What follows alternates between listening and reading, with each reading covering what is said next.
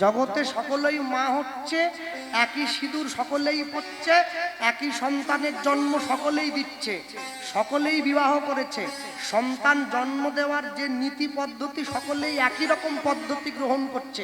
তাহলে কারোর ছেলেটা সাধু, কারোরটা চোর কেন? হ্যাঁ, এই জন্যই হচ্ছে আসল জায়গাটাই গলদ। কি গলদ? আস্তে কথা। যে যেমন কর্ম করে আসিয়া এই চরাচরে, কর্ম অনুযায়ী ফল লয়। পাইয়া মনুষ্য জন্ম, জীব যদি করে পশু কর্ম, পশুজনী হইবে নিশ্চয়। আম গাছে আর চন্দন গাছে দেখুন অনেক প্রভেদ আছে। একই মাটিতে জন্ম বটে, কর্ম কিন্তু দুরকম। মাটিটা এক, দুটো গাছের কর্ম দুরকম। কেন জানেন? মুর্শিদাবাদ টাবারের দিকে আমরা কীর্তনে গেলে দেখি, ওখানে আমের বাগান আছে তো বড় বড়। ওই আমে না পোকা লেগে যায়, মুকুলে আমটা নষ্ট করে দেয়। বাগানের মালিকরা বাগানের পাশে পাশে একটা গাছ লাগিয়ে রাখে, ওকে মাকাল ফলের গাছ বলে। যে ফলটা থেকে মহুলের রস তৈরি হয়, যা খেলে নেশা হয়। তাহলে আমরা কহিছে, শুনো হে মাকাল ভাই, আছিনু বনের মধ্যে সমান সবাই। তুমিও ফল, আমিও ফল। হাওয়া ধরে দিলে তুমি এসে আমার গায়ে ধাক্কা দাও, আমি গিয়ে তোমার গায়ে পড়ি। কিন্তু মানুষ লইয়া এলো আপনার রুচি, মূল্যভেদ ঘুচে গেল, সাম্য গেল টুটি। মানুষ রুচি এনেছে, তোমারটা 20 টাকা কিলো, আমারটা 200 টাকা কিলো। এ দোষ তো তুমি আমাকে দেবে না, মানুষকে গিয়ে বলো। আশ্চর্য কি জানেন? পৃথিবীতে সকলেই চায় আমি ভালো কর্ম করে ভালো জায়গায় দাঁড়াই, কিন্তু চাইলে হবে না। লটারির টিকিট যারা কাটছে তারা সকলেই চায় আমার 1 কোটি করে লেগে যাক, অন্তত 1 কোটি না লাগলেও 50 লাখ লাগুক, তবু একটা। কাটছে সবাই, পাবে যে কোনো একজন। কেন? কে পাবে না? পাবে সেই ওপর থেকে যার মাপানো আছে, যার ভাগ্য সুপ্রসন্ন। পুরো দোকানের টিকিট কেটে নিলেও আপনার যে লাগবে এ গ্যারেন্টি দেওয়া যায় না। সব টিকিট বিক্রি হয়ে গেছে, শেষে একটা টিকিট পড়ে আছে, ওতেই 1 কোটি আছে। ওর ইচ্ছে ছিল না কাটা, ওকে দোকানদার জোর করে গুঁজে দিয়েছে, বলে নিয়ে যাও, পয়সা পরে দিও। দেখলো ওটাতেই 1 কোটি টাকা রাখা আছে। মানুষের জীবনের ইচ্ছে অনেক, আপন ইচ্ছায় জীব কোটি বাঞ্ছা করে, ঈশ্বর পুরাইলে জীবের বাঞ্ছা তবে পুরে। আমার জীবনের ইচ্ছা অনেক, ভালো পড়াশোনা করব, ভালো চাকরি করব, বড় গাড়ি কিনবো, দামি বাড়ি করব। ইচ্ছে থাকলেই হবে না। অনেকে বলে পরিশ্রম নাকি সফলতার মূল মন্ত্র, পরিশ্রম করলে জীবনে সফল হওয়া যায়। আচ্ছা বলুন তো, একটা গাধা সারা জীবন ধরে চিনি বস্তা বয়ে বেড়ালো মালিকের, হ্যাঁ, চিনির গোডাউন থেকে ভুসিমাল দোকান পর্যন্ত বয়ে নিয়ে যাচ্ছে পিঠে করে বস্তা। মালিক ওকে কোনোদিন 1 চামচ চিনি দিয়ে একটু শরবত বানিয়ে বলে না, একটু খাওয়া দেখিনি কিরকম স্বাদটা দেখ। ও জীবনে যত পরিশ্রম করুক ও সফল হতে পারবে না। ঘোড়া সারা জীবন ছুটে যায়, কোনোদিন লক্ষ্যে পৌঁছাতে পারে না। মালিক ওকে যে লক্ষ্যটা দিয়ে দিয়েছে ওই পর্যন্ত গিয়ে ও দাঁড়িয়ে পড়বে। কিন্তু মানুষের জীবনের লক্ষ্য নির্ধারণ করা নেই। আপনি যতদূর পারেন ছুটতে পারেন, যদি লক্ষ্যটা সঠিক হয় তবে। অন্ধকারে ঢিল ছুঁড়লে শত্রুকে বিনাশ করা যায় না।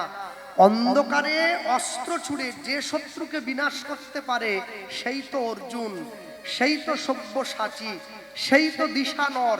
তাহলে তো সকলে অর্জুন হয়ে যেত। আপনি কতটা শিক্ষা অর্জন করেছেন এটা বিচার্য নয়, জীবনের শেষে বিচার্য আপনি কার কাছ থেকে শিক্ষাটা অর্জন করেছেন। দুর্যোধন শিক্ষা অর্জন করে শকুনির কাছ থেকে, যুধিষ্ঠির শিক্ষা অর্জন করে কৃষ্ণের কাছ থেকে। কি শিখেছে এটা বড় নয়, কে শেখাচ্ছে এইটা বড়। দুর্যোধনকে কে শেখায়? শকুনি। ও জীবনে ভালো শিক্ষা দেবে না, ও লোকটাই খারাপ। যুধিষ্ঠিরকে কে শেখায়? ভগবান কৃষ্ণ। যা শিক্ষা অর্জন করছে ওটা বড় নয়, লোকটা ভালো। সাধু সঙ্গ, সাধু সঙ্গ সর্বশাস্ত্রে কয়, লবে মাত্র সাধু সঙ্গ কৃষ্ণ ভক্তি প্রেম হয়। কেউ যদি সাধু সঙ্গ নাও করতে পারে, সে যদি সতের সঙ্গও করে, এতেও তার কল্যাণ হবে। সতের লোহা বওয়া ভালো, অসতের সোনা বওয়া ভালো নয়। কেন জানেন? যে ব্যক্তি সকাল থেকে সন্ধে পর্যন্ত মাথার কাম পায়ে ফেলে 100 টাকা উপার্জন করে, সেই পয়সার মূল্য আর যে ব্যক্তি লোক ঠকিয়ে 1 ঘন্টার মধ্যে 1 কোটি টাকা রোজগার করে, দুটো পয়সার মূল্য কোনোদিন এক হয় না। দুটো পয়সার অনেক তফাৎ আছে। কেন? আমরাও জানি, সকলেই জানি, আমরা যারা এসেছি কেউ কিছু নিয়ে যেতে পারবো না। তাহলে এখানে আজরাচ্ছি কেন? বলে আমি নিয়ে যেতে না পারি, আমার সংসারের যেন কষ্ট না হয়। যে সংসারে আমি আছি তারা যেন সকলে সুখে থাকতে পারে, তারা যেন সকলে ভালো থাকতে পারে, এই জন্যই আমাকে পাঠানো হয়েছে। কাল রূপে সংসারেতে পক্ষবাসা করে, ফল রূপে পুত্র কন্যা ডাল ভাঙি পড়ে। সংসার আমার আসার আগে থেকে ছিল, আমি চলে যাওয়ার পরেও সংসার থেকে যাবে। মাঝখানে আমার কর্তব্য আমাকে করে যেতে হবে। বর্তমান 2025 সালে দাঁড়িয়ে এমন অনেক জায়গাতে দেখা যায়, একটা মেয়ে বাবার বাড়ির থেকে শ্বশুর বাড়িতে এসেছে, তার কপালে তিলক আছে, গলে কণ্ঠি আছে, হাতে জপের মালা নিয়ে জপ করতে করতেই নতুন বৌমা বাড়িতে ঢুকছে। কেন? 10 বছর আগে তো এতটা ছিল না, এখন বেড়েছে কেন? যে বাবার বাড়ি ছেড়ে শ্বশুর বাড়িতে আসছে, সে জানে একদিন আমাকে এই বাড়িটা ছেড়েও চলে যেতে হবে। কিন্তু যেটা আমি ধরে নিয়েছি এটা কোনোদিন ছাড়তে হবে না, এ আমাকে ধরে থাকবে। আমার সকলে আমাকে পিছনে ফেলে দেবে, সকলে এগিয়ে চলে যাবে। যেদিন আমার দেওয়ালে পিঠ থেকে যাবে, সংসারে অশান্তির হাত থেকে যদি কেউ বাঁচতে চায়, সে যাই পদ্ধতি অবলম্বন করুক, যাই কিছু করুক, ঈশ্বরের নাম ছাড়া, ঈশ্বরের সাধন ভজন ছাড়া তার পক্ষে শান্তি লাভ করা কোনো মতেই সম্ভব হবে না। কেন? তাই যদি হতো 1 কোটি টাকা দিয়ে যে গাড়ি কিনেছে, সেই গাড়িটা রাস্তায় এরকম করতো না। সে তো কিনেছে আরামে বসে যাবে বলে। আপনি গাড়িটা দামি কিনলে কি হবে? রাস্তাটা দামি নয়, ওটা এই পড়ছে এই উঠছে, এই পড়ছে এই উঠছে। আগে রাস্তাটাকে দামি করতে হয়। রাস্তা যদি মসৃণ হয়, রিক্সাতে বসলেও জার্কিং হয় না, এমনি চলে যায়। আর রাস্তা যদি ইট বেরিয়ে থাকে, আপনি যত দামি গাড়ি কিনুন, ও আপনাকে কষ্ট দেবে, কোমরে ব্যথা করে দেবে। জীবনের রাস্তাটা কোনোদিনই মসৃণ নয়, এটা নিয়মই আছে উঁচু নিচু। হ্যাঁ, আপনি বিরাট বড় বাড়ি করলেন বলে আপনি শান্তি পেয়ে যাবেন না। মানুষ পয়সা দিয়ে বাড়ি করতে পারে, শান্তি কিনতে পারে না। পয়সা দিয়ে পালঙ্ক কিনতে পারে, ঘুম কিনতে পারে না। পয়সা দিয়ে বই কিনতে পারে, বিদ্যা কিনতে পারে না। পয়সা দিয়ে সোনার গহনা কিনতে পারে, দৈহিক সৌন্দর্য কিনতে পারে না। পয়সা দিয়ে ঘড়ি কিনতে পারে, সময় কিনতে পারে না। পয়সা দিয়ে জামা কাপড় কিনতে পারে, মনুষ্যত্ব কিনতে পারে না। ওটা অর্জন করে নিতে হবে। আপনি জগতে যাই কিছু করুন না কেন, কত দামি জামা পরে আছেন এটা বিচার্য নয়। জামার আড়ালে যে শরীরটাকে ঢাকা দিয়ে রেখেছেন, সেই শরীরের মধ্যে যে মন আছে, এই মনটার বিবেক কতখানি, এইটা বিচার্য, এইটা বিচার্য। আমি আমার বাবাকে জানতে চেয়েছিলাম, বাবা ভক্ত হতে গেলে কি করতে হয়? আমার বাবা বললেন, ভক্ত হতে গেলে ভদ্র হতে হয়। আল্লাহ কি করে বুঝবো ভদ্র হয়েছি? একটা ভালো কাপড় জামা পরে নেবো, একটা ভালো ঘড়ি পরবো, চোখের চশমা দেই, একটা বুট পরি, পকেটে টাকা রাখি। বলে না, এটা ভদ্রতার পরিচয় নয়। তাহলে কোনটা ভদ্রতার পরিচয়? যেদিন তুমি দেখবে তুমি রাস্তা দিয়ে চলে যাচ্ছ, লোকে তোমাকে নানা রকম ছোটখাটো কটু ভাষা বলে তোমাকে নিন্দে করছে, সকলার নিন্দে শোনার পরেও যদি তোমার মনে কোনো রাগ, হিংসা, অভিমান, অহংকার না জন্মায়, তুমি জানবে তুমি ভদ্রতার প্রথম সিঁড়িটা পার হয়ে চলে গেলে। জীবনের প্রথম লক্ষ্য, আপনি কারো কথায় কান দেবেন না, নিজের লক্ষ্যে স্থির থাকুন। একটা দলে যদি 100টা হরিণ থাকে, চিতাবাঘ যে হরিণটাকে তাড়া করে শুধু তার পিছনেই ছুটে যায়, বাকিগুলোকে নয়। বাকিগুলো যদি পাশ দিয়ে হেঁটেও বেড়ায়, বাঘটা ওর পিছনে ছোটে না, যাকে লক্ষ্য করেছে ওর পিছনেই ছুটে যায়, তবেই লক্ষ্য পূরণ হয়, না হলে হয় না। আপনি জীবনে পড়াশোনা করুন, চাকরি করুন, ভক্তিপথে থাকুন, সংসারে থাকুন, কৃষ্ণ ভজন করুন, হিন্দি গানের গায়ক হন, আধুনিক গানের গায়ক হন, কীর্তন গানের গায়ক হন, যাই হন, লক্ষ্যটা রাখতে হবে ওই বস্তুটার দিকে। দেখবেন লক্ষ্যে আপনি পৌঁছেই যাবেন। কিন্তু লক্ষ্য যদি টলমল হয়ে যায় তাহলে কিন্তু জীবনের বিপদ সমূহ নেমে আসতে বাধ্য হয়। কেন জানেন? দ্রোণাচার্য অর্জুনকে বলছে, কি দেখতে পাচ্ছ? গুরুদেব, বিরাট বড় একটা গাছ, গাছের মধ্যে মোটা একটা ডাল, সেই ডালে অনেক পাতা, তার মধ্যে একটা পাখি। গুরুদেব বলছে, লক্ষ্য স্থির হয় নাই, ভালো করে দেখো। অর্জুন আরো ভালো করে দেখছে। এবারে কি দেখছো অর্জুন? গুরুদেব, গাছ নেই, শুধু ডাল, অনেক লতা পাতা, তার মধ্যে একটা পাখি। বলে এখনো লক্ষ্য স্থির হয় নাই, আরো ভালো করে দেখো। এরপরে গুরুদেব বলছে, অর্জুন কি দেখতে পাচ্ছ? গুরুদেব, ডাল নেই, শুধু লতা পাতা আছে, তার মধ্যে একটা পাখি। বলে এখনো স্থির হয় নাই, আরো দেখো। অর্জুন আরো ভালো করে দেখছে। দ্রোণাচার্য বলছে, অর্জুন এবারে কি দেখছো? বলে গুরুদেব, লতা পাতাও নাই, শুধু একটা পাখি। বলে এখনো লক্ষ্য স্থির হয় নাই, আরো মন দিয়ে দেখো। এরপরে দ্রোণাচার্য বলছে, অর্জুন কি দেখতে পাচ্ছ? বলে গুরুদেব, গাছও নাই, ডালও নাই, লতা পাতাও নাই, পাখিও নাই, শুধু একটা পাখির চোখ। বলে এইবারে তীরটা চালাও।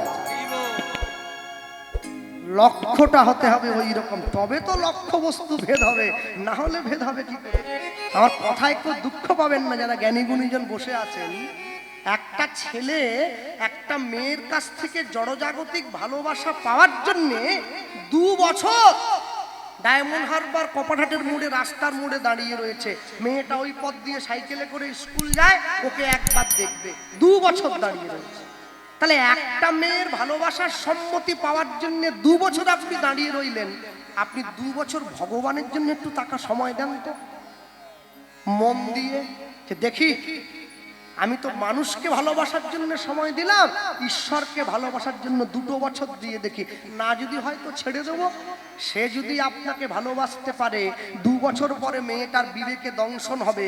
যে ছেলেটা 2 বছর ধরে আমার জন্য অপেক্ষা করে দাঁড়িয়ে থাকে, রোজ একই সময়ে, 1 মিনিট দেরি হয় না, সে সত্যিই আমায় ভালোবাসে। ভগবানের জন্য প্রতিদিন যদি 2 মিনিট করে সময় দেওয়া যায়, ঈশ্বরের মন অনুশোচনা হবে, এ আমায় ভালোবাসে, না হলে সময় দিত না। আজ হোক বা কাল ঠিক আপনি এসে তার সাড়াটা পাবেন। তবে অন্য কেউ পাক আর না পাক, অনুভবটা আপনি করতে পারবেন। অনেকে আমাকে বলে, দাদা ভগবান দেখিয়ে দিতে পারবেন? আল্লাহ, তুমি সাইকেল চালাতে জানো? বলে হ্যাঁ। সাইকেল চালাও কি করে? 2টো চাকা আছে, একটা ব্যালেন্স আছে না, ধরে রাখি, ব্যালেন্সটা দেখিয়ে দিতে পারবে? বলে ব্যালেন্স কি দেখানো যায়? ওটা অনুভব করতে হয়। ঈশ্বর যে পেয়েছে সে দেখাতে পারে না, সে অনুভব করে, আমি ঈশ্বর লাভ করেছি। ওটা তুমি যদি অনুভব করো, তোমার অনুভবে ঈশ্বর, বাকিদের অনুভবে নয়। থাকবে কি করে? যারা দক্ষিণ 24 পরগনার থেকে দীঘা গিয়েছেন, দীঘাতে গিয়ে দীঘার সমুদ্রের ঢেউতে ঝাঁপ দিয়েছেন, দেখবেন ঢেউতে, হ্যাঁ আমার বাড়ি পশ্চিম মেদিনীপুর, আমার বাড়ির থেকে 100 কিলোমিটার দূরে দীঘা। হ্যাঁ, আপনি যদি ঝাঁপ দেন, দেখবেন দীঘাতে ঢেউতে ঝাঁপ দিলে ঢেউটা আপনাকে ধাক্কা দিয়ে পাড়ে পৌঁছে দেয়। চৈতন্য মহাপ্রভু যে হরিনাম নিয়ে এলেন, আপনি যদি হরিনামের বন্যায় একবার ঝাঁপ দেন না, ও আপনাকে ঠেলে পাড়ে নয়, ও আপনাকে ঠেলে তার চরণের দিকে নিয়ে চলে যাবে। এটাই তফাৎ। গৌর প্রেম, ওই যে বললাম, গৌর প্রেম রসার নবে,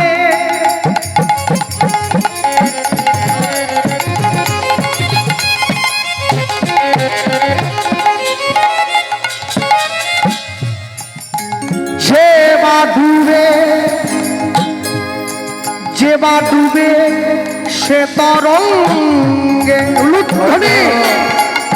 গৌর প্রেম রাজা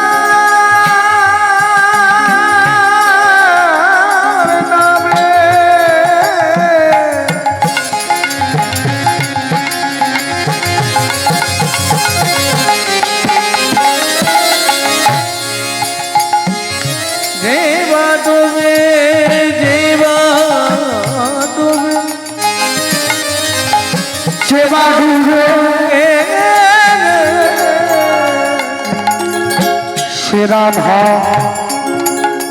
মাধব অন্তরঙ্গ, সে রাধা মাধব অন্তরঙ্গ, সে রাধা মাধব অন্তরঙ্গ,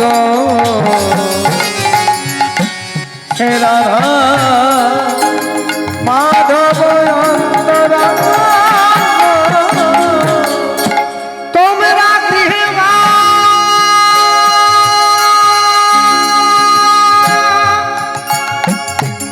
বনেতে থাকো, হা গৌরাঙ্গ,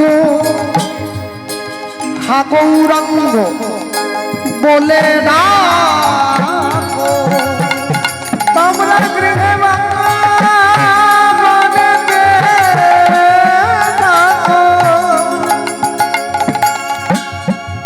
গৌরাঙ্গ বলে ঠাকুর নরোত্তম মাগে তার সঙ্গ, ঠাকুর নরোত্তম নরোত্তম মাগে তার সঙ্গ, ঠাকুর নরোত্তম মাগে তার সঙ্গ, ঠাকুর নরোত্তম নরোত্তম মাগে তার সঙ্গ। আমি এক মুখে বলতে নারি, আমি এক মুখে বলতে নারি, আমার গৌর গোবিন্দের লীলা মাধুরী।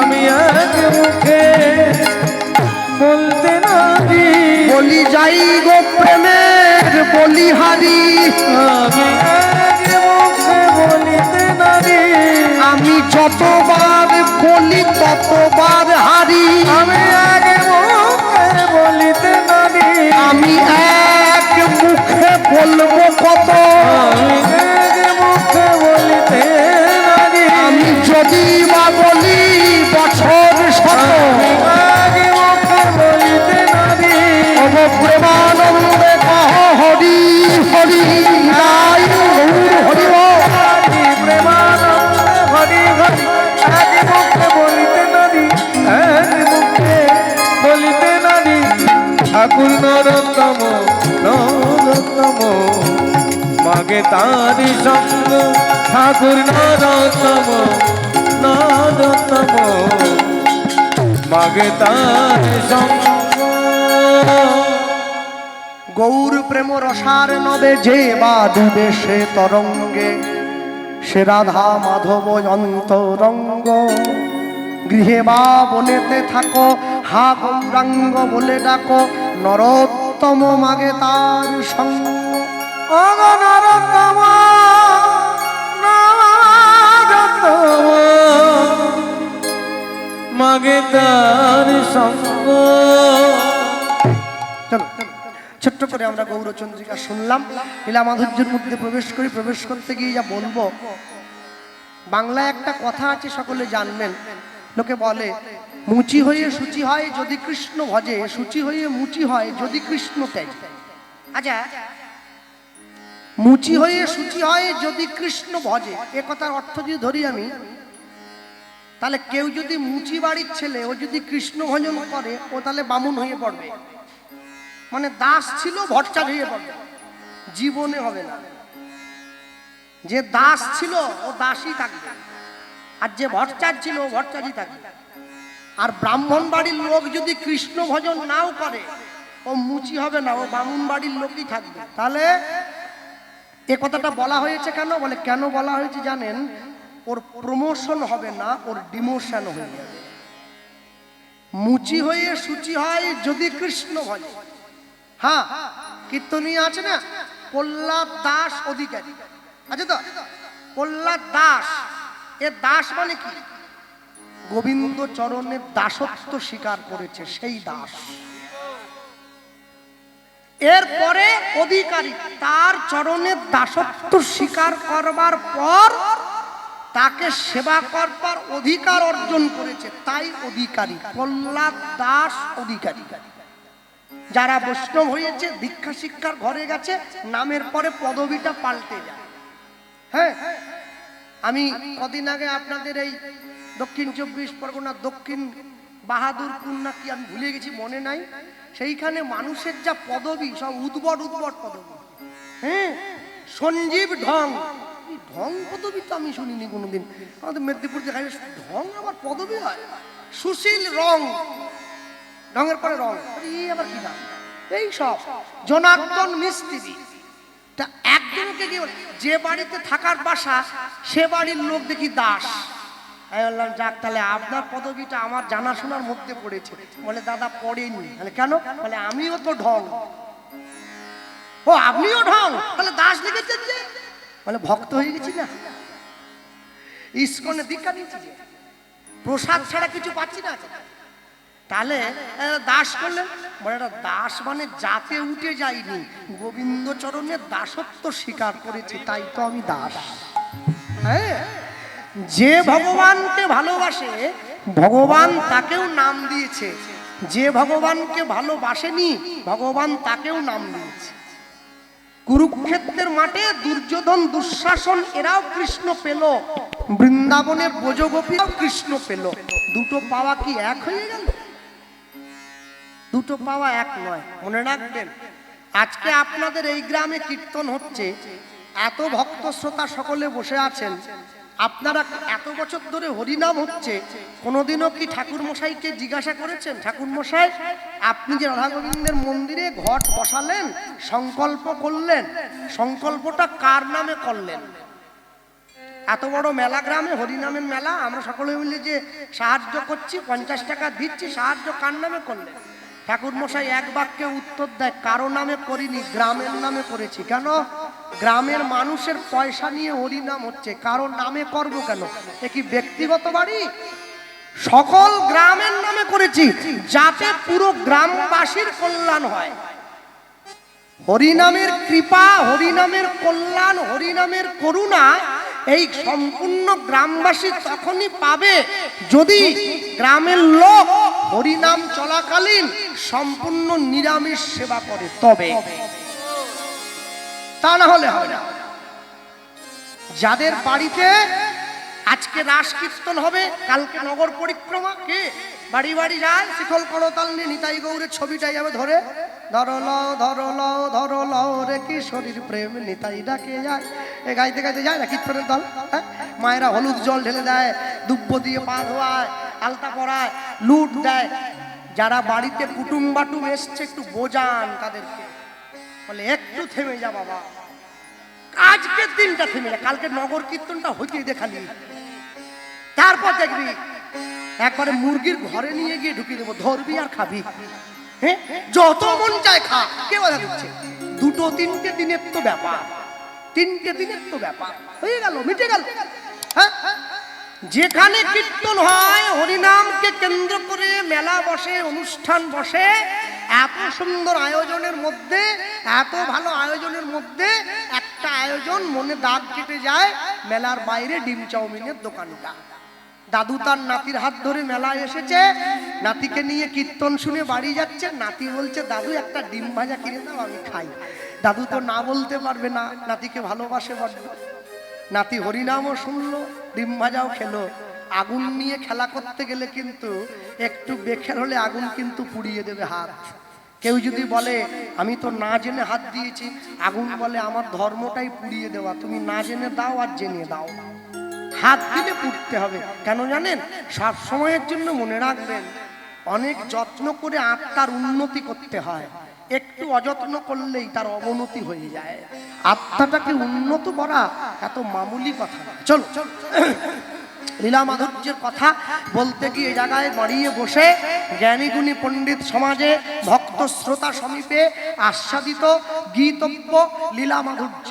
কীর্তন কোনোদিন বিষয় হয় না, বিষয় ইতিহাস, বিষয় ভূগোল, বিষয় বিজ্ঞান, বিষয় পলিটিক্যাল সায়েন্স, বিষয় লাইফ সায়েন্স। কীর্তন কোনোদিন বিষয় নয়, কীর্তন গীতব্য আস্বাদিত লীলা মাধুর্য পরম কৃষ্ণ ভক্ত বৈষ্ণব প্রেমানন্দের পুনর্জন্ম। আমরা বলতে একটু পিছন দিকে পিছিয়ে আসবো। প্রেমানন্দের বাড়ি ছিল কাশীধামের মেধাগ্রামে। কাশীতে কে থাকেন? দেবাদিদেব মহাদেব, কাশীধামে যার বাস। প্রেমানন্দ ব্রাহ্মণ বাড়ির সন্তান। প্রেমানন্দের বাবাকে হরিদাস, মাকে প্রেমানন্দের মা হচ্ছে সুদেবী। প্রেমানন্দের বাবা প্রেমানন্দের কাছে গিয়ে বলছে, হ্যাঁ রে খোকা, বলো বাবা, বড় হয়ে কি হতে চাস? ছেলেকে জিজ্ঞাসা করছে। ছেলে বলছে, বাবা আমি বড় হয়ে না অনেক লেখাপড়া শিখে একটু পণ্ডিত হতে চাই। তাই পণ্ডিত হবি?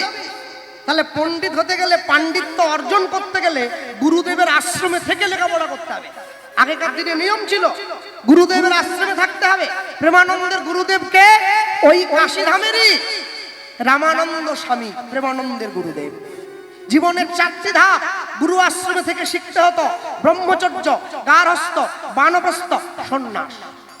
10 বছর বয়স থেকে 25 পর্যন্ত ব্রহ্মচর্য, 25 থেকে 45 পর্যন্ত গার্হস্থ্য, 45 থেকে 55 পর্যন্ত বানপ্রস্থ, 55 পরে সন্ন্যাস। 10 থেকে 25 ব্রহ্মচর্য। ব্রহ্মচর্য রক্ষা করবে দুটো জিনিসের খুব বড় দরকার, একটা ধৈর্য আর একটা বীর্য। যার ধৈর্য নেই ধারণ করতে পারবে না বীর্য। প্রথম ঊর্ধ্বলিঙ্গ ঊর্ধ্বজনী ঊর্ধ্বরতি হয়, ঊর্ধ্ব না হইলে জীবে যাবে জমাল হয়। পুরুষের লিঙ্গ হয় মস্তকের মণি, তা লইলে খেলা করে দেব পদ্মজনী। চিরাধিকা হয় তার প্রেমের মহাজন, সেই মানুষের বাড়ে ওজন, তাকে বলে মহাজন। 10 থেকে 25, 25 থেকে 45 সংসারে ফিরে আসবে, গার্হস্থ্য, বিবাহ করবে। নিজ স্ত্রী ছাড়া জগতের বাকি নারীকে মাতৃজ্ঞানে সম্মান করবে। নিজ স্ত্রীকে দিয়ে সন্তানের জন্ম দেবে, সকলকে ভালোবাসবে, গুরু দীক্ষা নেবে, অপরের সঙ্গে শত্রুতা করবে না, জীবনকে আনন্দে কাটাবে, ভবিষ্যতে সঞ্চয় করে রাখবে সংসারের জন্য। 45 থেকে 55 বানপ্রস্থ, স্ত্রীর সঙ্গে বাক্যালাপ কম করবে, নখ বড় রাখবে, দাড়ি বড় রাখবে, জল ছেঁকে খাবে, হরিনাম গাইবে। মেয়ে যদি বিয়ের বয়সে উপযুক্ত হয়ে যায়, মেয়ের সঙ্গে নির্জনে কথা বলবে না। 55 পরে সন্ন্যাস, সংসারের মায়া ত্যাগ করে নিরালায় চলে যাবে ঈশ্বর দর্শনের জন্য। প্রেমানন্দের গুরুদেব রামানন্দ স্বামী শিক্ষা অর্জন। হ্যাঁ, একে এই যে পদ্ধতিটা, একে গুরুকুল বলা হতো। এখন তো উঠে গেছে, এখন স্কুল। আহা, Jack and Jill enter to fetch a pail of water, Jack fell down and broke his crown. বাড়ির ছেলে মেয়েগুলো একদম বাংলা যেমন তেমন, ইংরেজিতে ছুটছে একবারে। ইংরেজিতে খায়, ইংরেজিতে ঘুমায়, ইংরেজিতে গালাগালি পর্যন্ত ইংরেজি দেয়, বাংলায় আর দেয় না, সব ইংরেজি। উফ, কি আশ্চর্য! বাবা মা শুধু ছেঁকায়, তোর পাশের বাড়ির দাদা আমেরিকা চলে গেল, তুই কি করলি? তোর দাদা আমেরিকা গেল, শুধু সব সময় পিন দিয়ে খুঁজতিছে। ও বলে, তোমরা কি চাও আমি আমেরিকা যাই? যা। যেই ছেলে পড়াশুনো শিখে আমেরিকা চলে গেছে, ঘটি বাটি বন্ধক দিয়ে বাবা মা পাঠিয়ে দিয়েছে। প্রথম 6 মাস 1 বছর ছেলের মা গোটা পাড়া ঘুরিয়ে বলতিছে, আমার ছেলে আমেরিকায় থাকে, আমার ছেলে আমেরিকায় থাকে। এইবারে ওই যে বাবা, ওই বুড়ো তো বুড়ো হয়ে গেছে, আরো বুড়ো হয়ে গেছে। 40-এর পর লোক বড় না, বুড়ো হয়। বুড়ো বাথরুমে চান করতে ঢুকে পড়ে গিয়ে কোমর কাছে ভেঙে। ছেলে আমেরিকায় আছে, বস্তা করে টাকা পাঠিয়ে দিচ্ছে। পাড়ার লোক বলতিছে, টাকার বস্তাকে জড়ি ধরিয়ে বলো একবার বাবা বলে ডাক।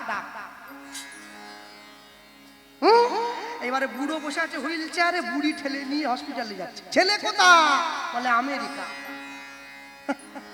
বিবেকানন্দ বলেছিলেন, যে শিক্ষা আমার স্বদেশ ভুলিয়ে দেবে, সেই শিক্ষায় শিক্ষিত হওয়ার থেকে মূর্খ থেকে টলি চালানো অনেক বেশি সম্মানের। যে শিক্ষা আমার দেশ ভুলিয়ে দেয়, আমার পিতামাতাকে ভুলিয়ে দেয়, যতই যাও না মন্দির মসজিদ, যতই যাও না তীর্থস্থান, বাবা মাকে না ভালোবাসিলে পাবে না কোনোদিন ভগবান। পিতামাতার সেবার উপরে সেবা। এই দেখুন, বয়স্ক ভদ্রমহিলা বসে আছে, 65 হয়ে গেছে। হ্যাঁ, লোকে বলে, কৃষ্ণবাবু এবারে মাকে রেখে দেন বাড়িতে। আর কি মাকে নিয়ে ঘুরে বেড়াচ্ছেন? তাহলে আমি মাকে নিয়ে যাই না। কি ভাবছেন আপনারা? মা আমাকে সঙ্গে নিয়ে সব জায়গায় যায়। আরে আমি কি মাকে নিয়ে যাব? আমি মায়ের জন্ম দিইনি, মা আমাকে জন্ম দিয়েছে। আমি কি মাকে নিয়ে যাব? যেদিন হাঁটতে পারিনি, হাতে ধরে প্রথম হাঁটা শিখিয়েছিল, আমি মাকে নিয়ে যাব? মা আমাকে পথ দেখিয়ে নিয়ে যাবে। হ্যাঁ, প্রেমানন্দ গুরুদেবের কাছে এসছে, প্রণাম করছে। গুরুদেব, হ্যাঁ, এসো প্রেমানন্দ। রামানন্দ স্বামী দাঁড়িয়ে আছে, করতালি দিয়া বলে, ওগো করতালি দিয়া বলে, জয় গুরু জয়। তুমি মাতা, তুমি পিতা, তুমি সর্বময়। হরি হরি হরি বল। তুমি মাতা তুমি পিতা তুমি সর্বময়, তুমি মাতা, তুমি পিতা, তুমি সর্বময়। তুমি মাতা তুমি পিতা তুমি সর্বময়। একটু হাত তোলা যায়, একটু তালি দেওয়া যায়। হ্যাঁ, করতালি দিয়া বলে, করতালি দিয়া বলে, করতালি দিয়া বলে, করতালি দিয়া বলে, জয় গুরু জয়। তুমি মাতা তুমি পিতা তুমি সর্বময়। হরি হরি বল, হরি হরি তুমি বল। মাতা তুমি পিতা তুমি সর্বময়। তুমি চন্দ্র, তুমি সূর্য,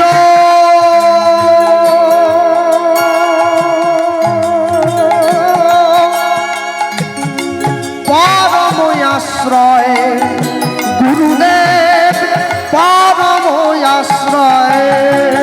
তুমি চন্দ্র তুমি সূর্য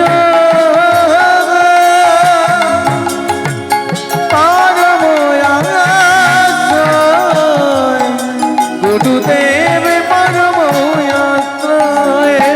তুমি ভক্তি, তুমি মুক্তি, তুমি ভক্তি তুমি মুক্তি, তুমি ভক্তি, তুমি মুক্তি, তুমি ভক্তি তুমি মুক্তি।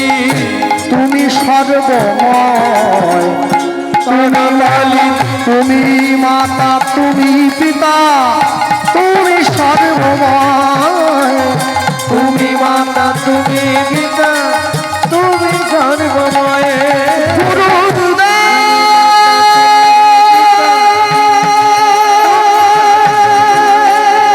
তুমি মাতা তুমি পিতা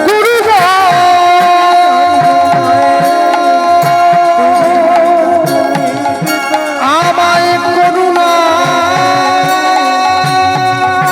করো, তুমি সর্বময়। করুণা করো।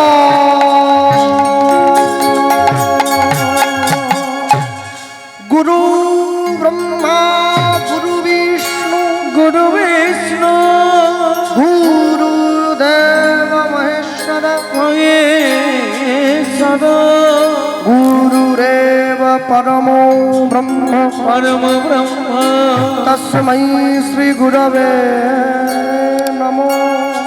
তস্মৈ শ্রী গুরবে নমঃ।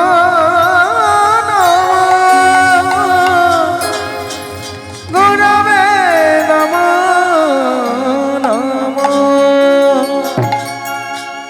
প্রেমানন্দ যেই গুরুদেবকে প্রণাম করে উঠে দাঁড়িয়েছে, গুরুদেব প্রেমানন্দকে বুকে জড়িয়ে দিল।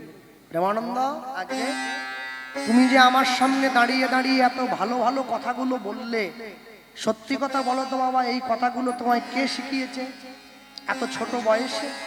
আগে গুরুদেব কেউ আমাকে শেখায়নি। কেউ যদি না শেখায় তাহলে বললে কি করে? না না, আপনাকে দেখে আমার বড় ভালো লেগেছে, তাই তো মন থেকে বললাম। যাহাকে দেখিলে মুখে আসে কৃষ্ণ নাম, জানিবে সেই বৈষ্ণব, তাকে করিবে প্রণাম। কিবা বিপ্র কিবা ন্যাসী শূদ্র কেন নয়, যেই কৃষ্ণ তত্ত্ববেত্তা সেই গুরু হয়। প্রেমানন্দকে গুরুদেব প্রশ্ন করছে, প্রেমানন্দ তুমি যে আমার আশ্রমে থাকার জন্য এলে বাবা, তো এই আশ্রমে তো এমনি এমনি থাকতে পারবে না, এটা তো বাড়ি নয়। এখানে থাকতে গেলে কাজ করতে হবে। কি কাজ করবে? আগে গুরুদেব আপনি যা বলবেন তাই। আর তুমি একটু তোমার ইচ্ছেটা বলো না শুনি। আমি এই তো ভগবানের জন্য ফুল তুলবো, গোবিন্দের জন্য মালা গাঁথবো, গোবিন্দকে স্নান করাবো। গুরুদেব মনে মনে হচ্ছে বাহ, ছেলেটার তো ভগবানের প্রতি ভালোই টান আছে।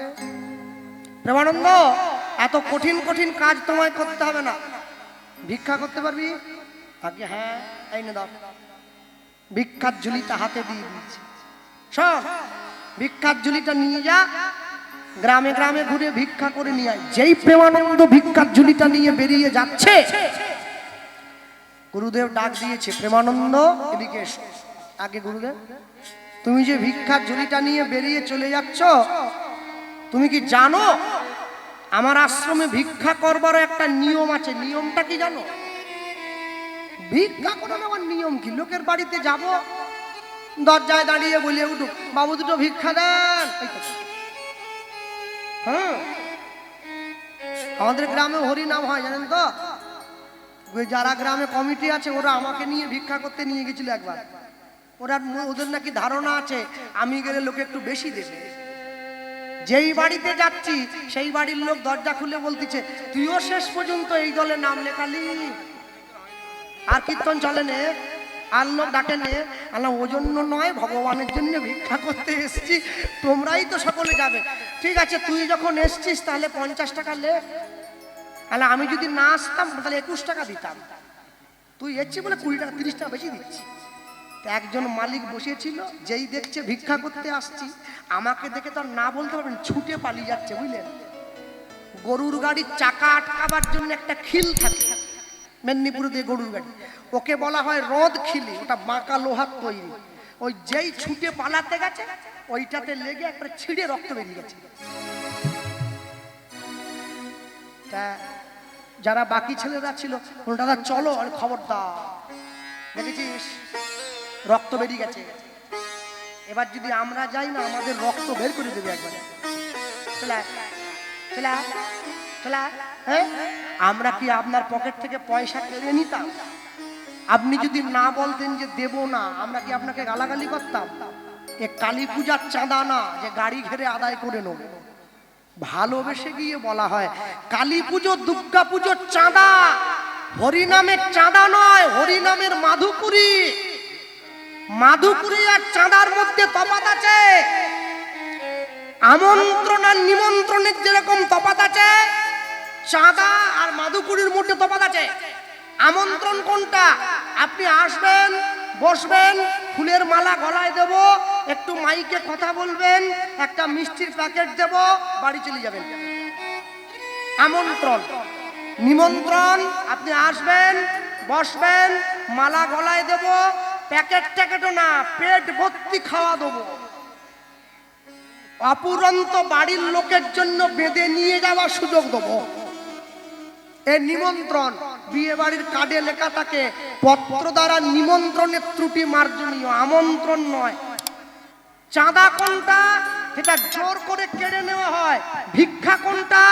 আপনার বাড়ির দরজায় গলায় কাপড় দিয়ে গিয়ে দাঁড়ায়, যদি ভালোবেসে যেটা দেবেন সেটাই গ্রহণ হবে। যদি ওরা চায় একটু অনুরোধ করতে পারে, বাবু 10 টাকা বেশি দিলে একটু ভালো হতো। এইটাই ভালোবেসে কাজ করানো। হ্যাঁ, সবাই কি মধুর গুণ বোঝে? দুধের দাম যদি 40 টাকা কিলো হয়, দুধ সবার সামনে বসেই খাওয়া যায়। মদের দাম যদি 1 লক্ষ টাকাও হয়, ওটা জঙ্গলে গিয়েই খেতে হয়। এটাই হচ্ছে ভালোর সঙ্গে মন্দের তফাৎ। মন্দটা যতই ভালো বোতলে ঢুকানো থাকুক, ওটা ভালোর জায়গায় কোনোদিন আসতে পারবে না। যে মেয়ে, যে নারী, যে মা, যে বাড়ির বৌমা অন্তর থেকে পবিত্র আছে, তার মেকআপের দরকার পড়ে না। আমাদের তো উপরে ফ্যাশন, ভিতরে শ্মশান। শ্মশানটাকে ঢাকা দেওয়ার জন্য ফ্যাশন, শ্মশান ঢাকা দেওয়ার জন্য ফ্যাশন করে কি হবে?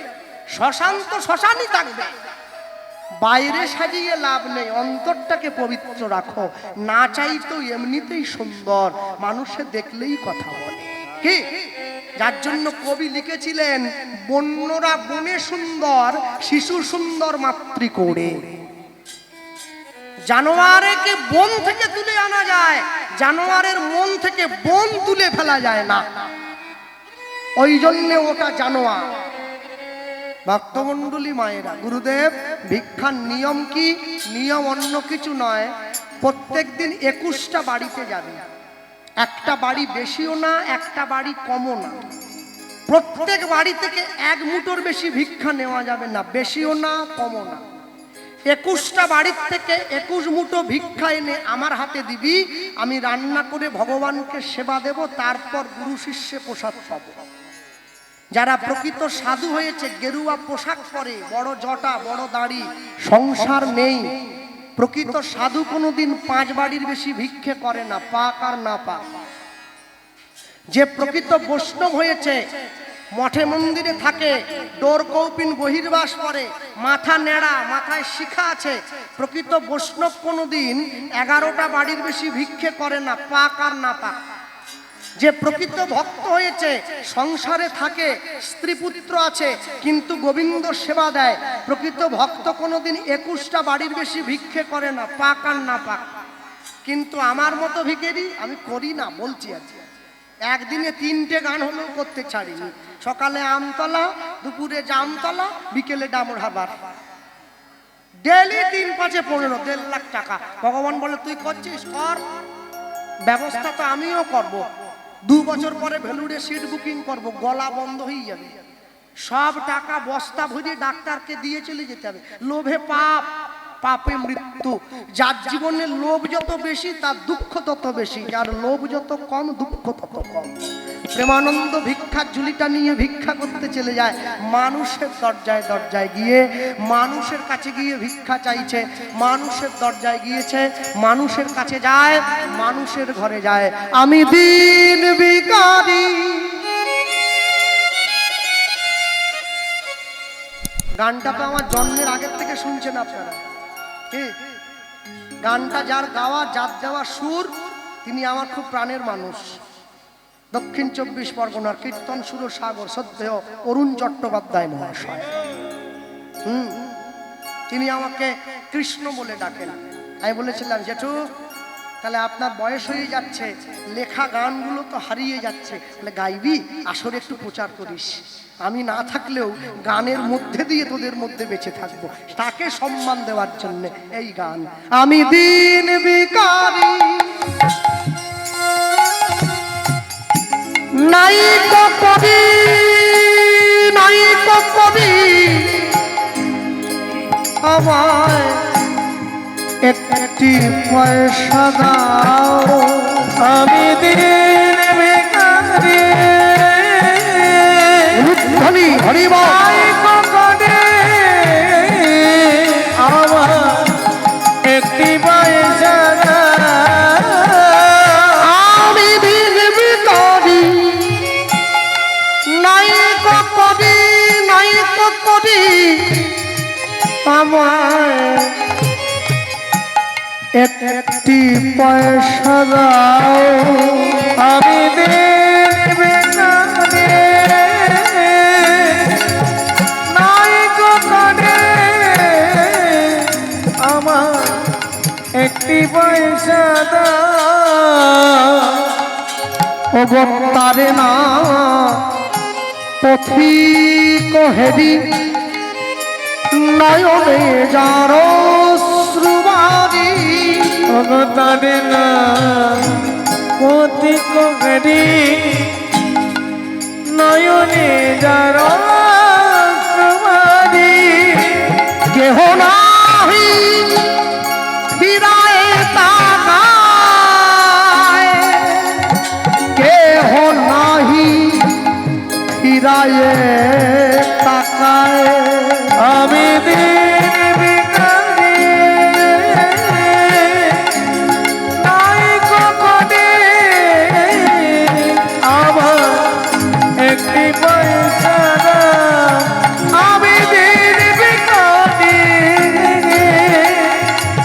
নাই কো কবি, আমার একটি পয়সা দাও। এখানে এমন অনেক ব্যক্তি বসে আছেন যাদের বাড়ির ছেলেমেয়েরা গান বাজনার সঙ্গে যুক্ত। সকলে শুনুন, কীর্তনের মধ্যেও সুর আছে। আমি গাইতে পারি না, আমি শিখতে পারি না, এটা আমার দুর্বলতা। কীর্তনকে দোষ দেবো কেন? গান শুরু হয়েছে। দিন ভিখারি নাই তো করি আমায় একটি পয়সা দাও। আচ্ছা, যদি আমরা গাই, চেষ্টা করতে পারি। বেহাগ যদি না হয় রাজি, বসন্ত যদি না আসে, ওগো এই আসরে মন তুমি থাকো বন্ধু আমার পাশে। বেহাগ যদি না হয় রাজি, বসন্ত যদি না আসে, ওগো এই আসরে মন তুমি থাকো বন্ধু আমার পাশে। আচ্ছা, যদি সুরটাকে আমরা আরেকটু কোমল করি, চেষ্টা করতে তো পারি।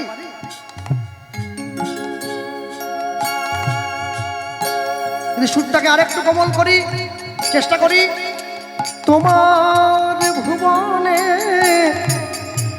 ফুলের মেলা, আমি কাঁদি সারায়।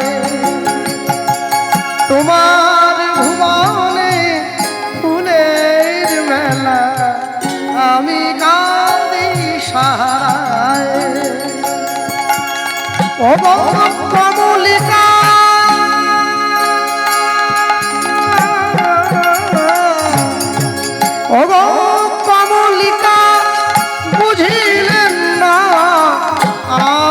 কত অসহায়। তোমার ভুবনে ফুলের মেলা, আমি কাঁদি সাহারায়। তোমার ভুবনে ফুলের মেলা, আমি কাঁদি সাহারায়। যদি সুরটাকে আরো কোমল করি, চেষ্টা করতে পারি। আগুনের পরশমণি ছোঁয়াও প্রাণে, এ জীবন পূর্ণ করো, এ জীবন পূর্ণ করো, এ জীবন পূর্ণ করো, হে জীবন পূর্ণ করো দহন দানে। আগুনের পরশমণি ছোঁয়াও প্রাণে, হে জীবন পূর্ণ করো, হে জীবন পূর্ণ করো, হে জীবন পূর্ণ করো। যেখানে গানটা শুরু হয়েছিল, দিন ভিখারি নাই তো করি আমায় একটি পয়সা দাও। আমি দিন ভিখারি নাই তো করি, আমার একটি পয়সা দাও।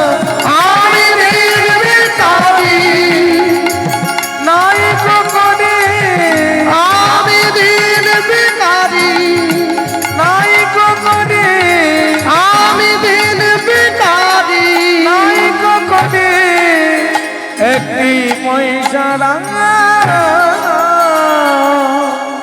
মুষ্টি ভিক্ষা করিয়া যায় প্রেমানন্দ, জয় প্রেমানন্দ। তা দেখিয়া গুরুদেবের প্রাণে বড়ই আনন্দ। তাই দেখি গুরুদেবের মনে বড় আনন্দ।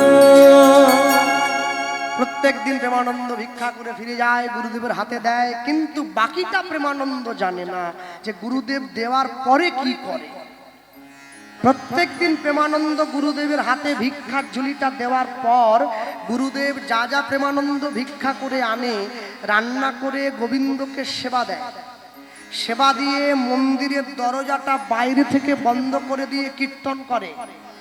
উত্তরীয়র মধ্যে হাতটা নিয়ে গিয়ে আচমনটা সেরে 3টে তালি দিয়ে মন্দিরের দরজাটা খুলে দিয়ে গুরুদেব দেখে থালাতে অর্ধেকটা অন্ন নেই, বাটিতে অর্ধেকটা ব্যঞ্জন নেই, গ্লাসে অর্ধেকটা জল নেই। ভগবান নিজে এসে সেবা করে যায়। এই সেবাটাকে বলা হয় প্রত্যক্ষ সেবা। আজকে সকালবেলায় প্রেমানন্দ ভিক্ষায় যাচ্ছে, ভগবান মনে মনে চিন্তা করছে, প্রেমানন্দ তুমি আমার সেবা দাও ভিক্ষা করে, আমি তোমায় একটু বাজিয়ে দেখবো না? দেখবেন লোকে বলে যে করে আমার আশ, বলুন বলুন তা করি সর্বনাশ। আচ্ছা বলে তো দিলেন, একজনে হাত তুলে বলুন দেখি বাবা গোপাল, ভগবান আমার সর্বনাশ করেছে? মুখস্থ মাল সাবলাই করলে হবে না, ভগবান সর্বনাশ করবে? সর্বনাশ তো নিজের করছে। হ্যাঁ, একজন আমাকে, একটা বয়স্ক লোক আর কি, আমাকে জানতে চাইছে, আচ্ছা রামচন্দ্র রাজা হওয়া সত্ত্বেও বনে গেল, তাই তো? আচ্ছা মা সীতা সঙ্গে চলে গেল কেন? স্বামী গেছে গেছে, তুই তো থাকবি। আমি বললাম বাবু আমি তো বলতে পারবো না, তাহলে আপনি একটু বলুন। বলে 3টে শাশুড়ি যে বাড়িতে থাকবে সে বাড়ির বৌমা বহু আগেই বনে চলে যাবে, সে থাকবে নি ঘরে। একটা শাশুড়ি সামলাতে পারিনি, 3টে শাশুড়ি ওই এমনি চলে গেছে। বলে রাজপুর, এই রাজপুরীর থেকে বন আমার অনেক ভালো, আমি চলে যাই বনে। বাবা রে, ভগবান সর্বনাশ করবে? যে করে আমার আশ আমি করি তার তমনাশ। তম মানে অন্ধকার, অন্ধকার মানে পাপ, পাপ মানে মায়া। তবু যদি সে না ছাড়ে মোর পাশ, আমি করি তার 6 পুত্রকে বিনাশ। তার কাম ক্রোধ লোভ মোহ মদ মাশ্চর্য ষড়রিপুকে বিনাশ করব। তবু যদি সে না ছাড়ে মোর পাশ, আমি তাকে দেই বনবাস, তাকে বৃন্দাবনে বাস করতে পাঠাই। যে তোমার শরণ লয় তার বাঞ্ছা পূর্ণ হয়, কৃপা করি দেহ মোরে বৃন্দাবনবাসী, নম নম তুলসী কৃষ্ণ প্রেম।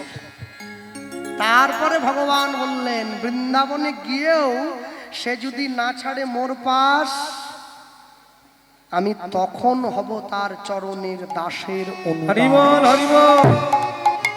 ভগবানকে ভালোবাসা কি এত সোজা? হ্যাঁ, আজকে সকালবেলায় প্রেমানন্দ যখন ভিক্ষার ঝুলিটা নিয়ে বাইরে বেরিয়েছে ভিক্ষা করবার জন্যে,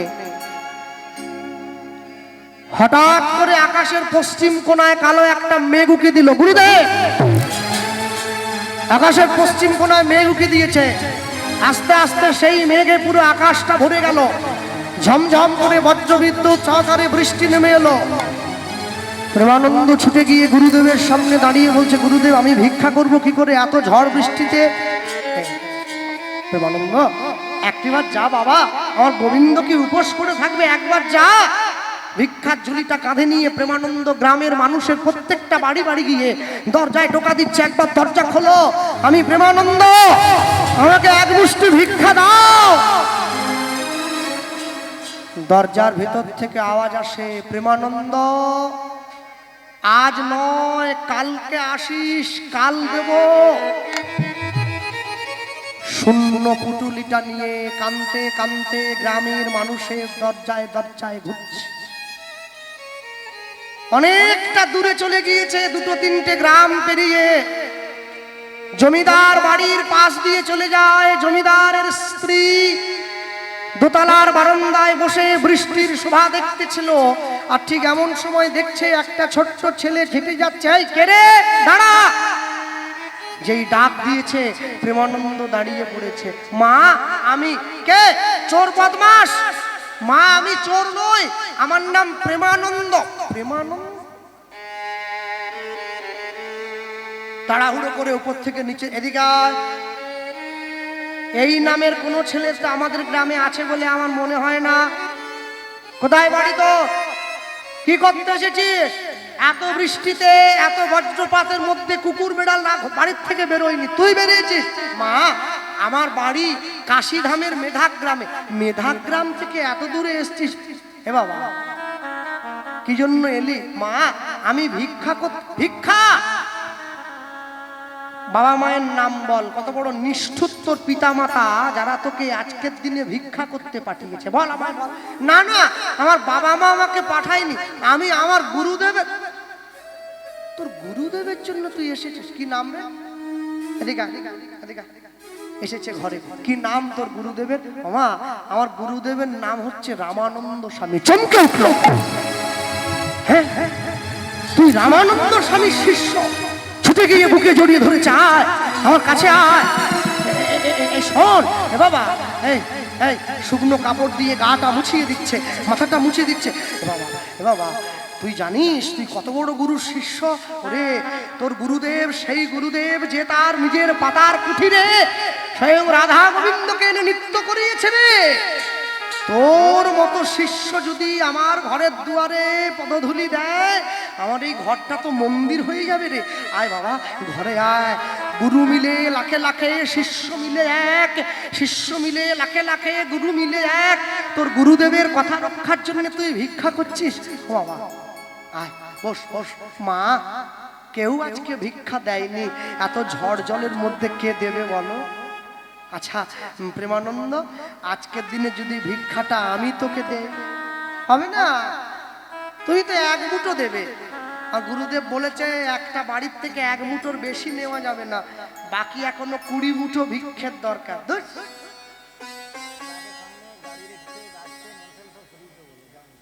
ক্লাবের সামনে থেকে মোটর সাইকেলগুলো একটু সরিয়ে রাখুন দয়া করে, সামনেটা একটু জাম হয়ে গেছে। হ্যাঁ, একটু সরিয়ে দেন, সকলের যাতায়াতের অসুবিধে হচ্ছে।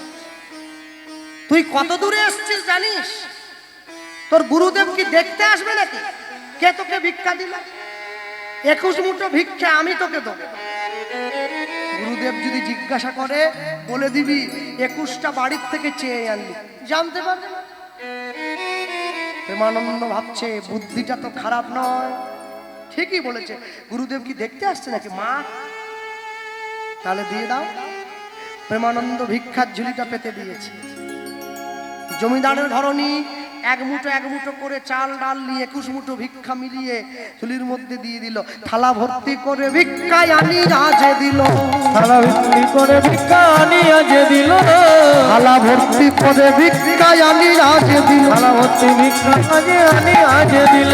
প্রেমানন্দ আনন্দেতে গ্রহণ করিল, প্রেমানন্দ আনন্দেতে গ্রহণ করিল, প্রেমানন্দ আনন্দেতে গ্রহণ করিল, প্রেমানন্দ আনন্দেতে গ্রহণ করিল।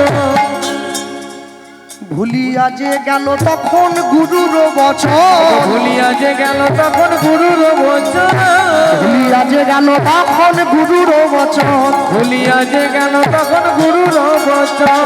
আনন্দিত মনে আজ ফিরিল তখন, আনন্দিত হরি হরি ফিরিল তখন, ওই আনন্দিত মনে আজ ফিরিল তখন, আনন্দিত মনে আজ ফিরিল তখন।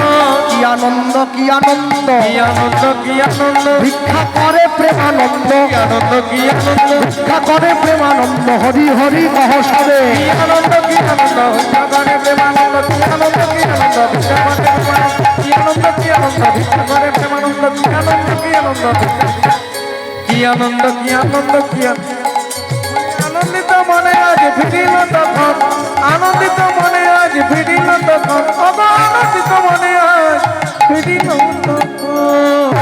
গুরুদেব ধরুন ভিক্ষা ঝুলি। প্রেমানন্দ আয় বাবা, আয় আয় আয় আয়, ভিক্ষার ঝুলিটা আমার দে। প্রেমানন্দ যেই গুরুদেবের হাতে ভিক্ষার ঝুলিটা দিয়েছে, একই রে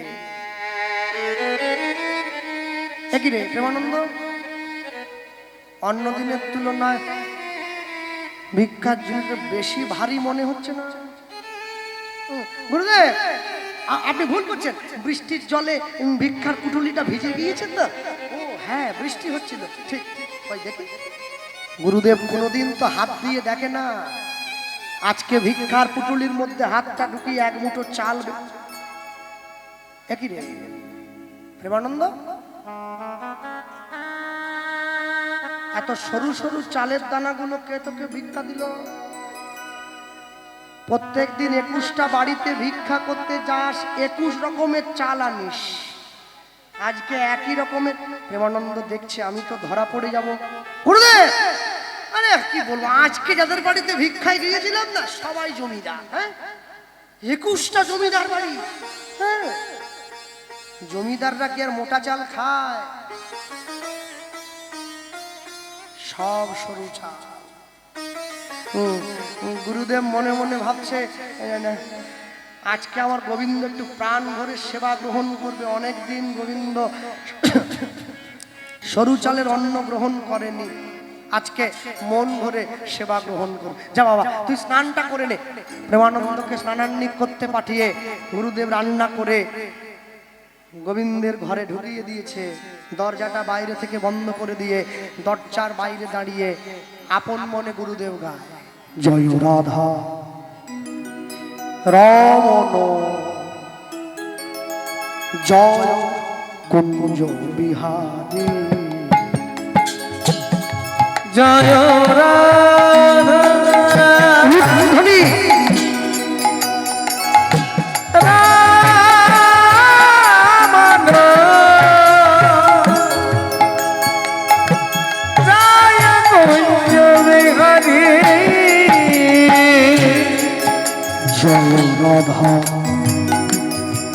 রমন।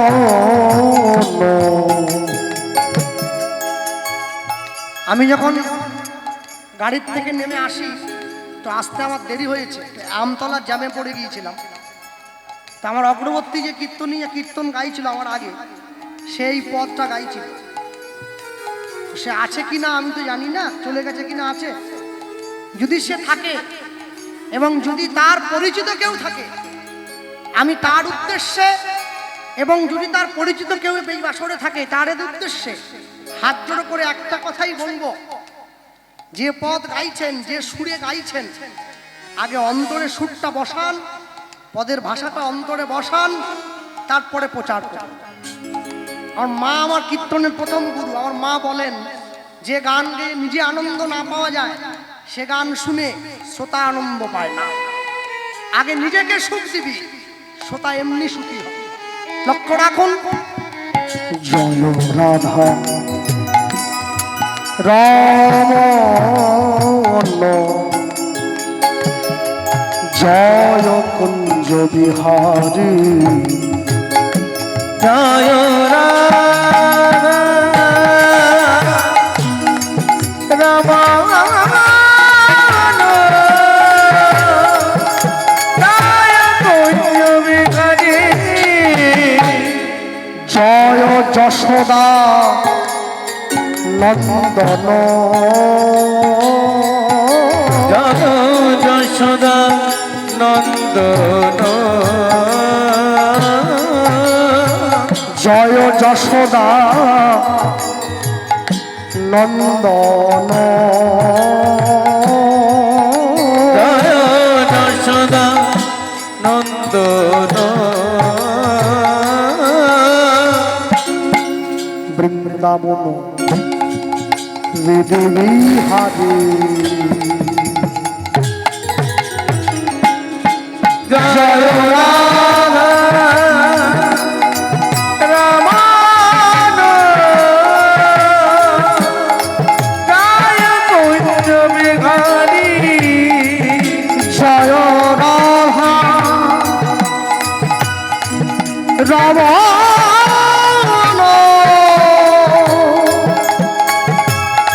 জয় কুঞ্জ বিহারী,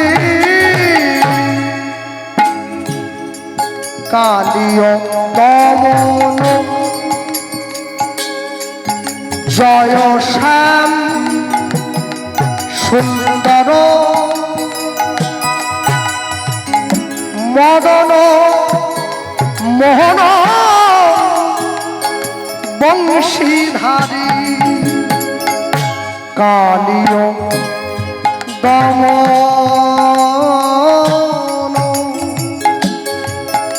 জয় শ্যাম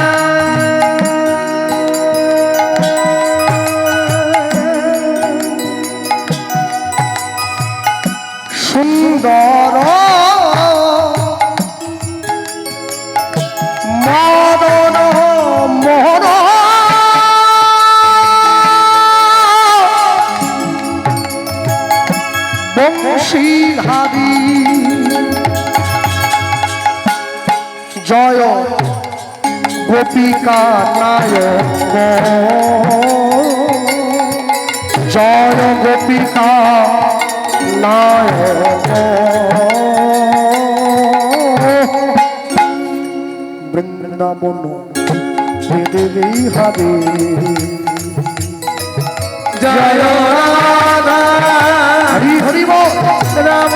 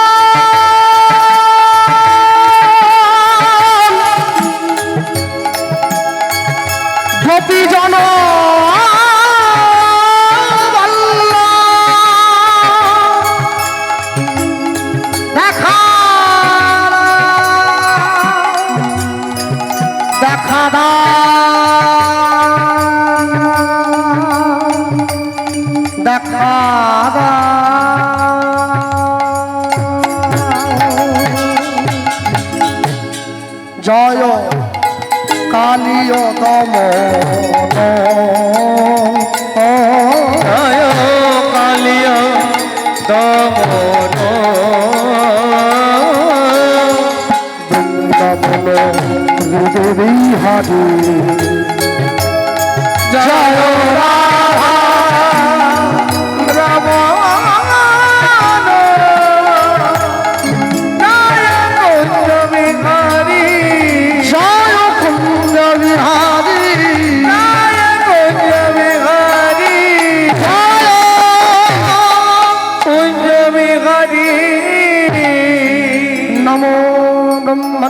देवाय गो ब्रह्मण्डहिताय च जगद्धिदाय कृष्णाय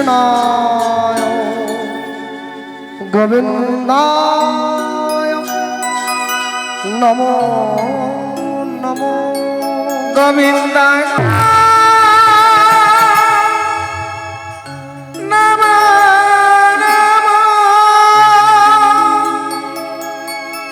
রামানন্দ স্বামী মন্দিরে 3টে টোকা দিয়ে যেই মন্দিরের দরজাটা খুলে দিচ্ছে স্তম্ভিত কি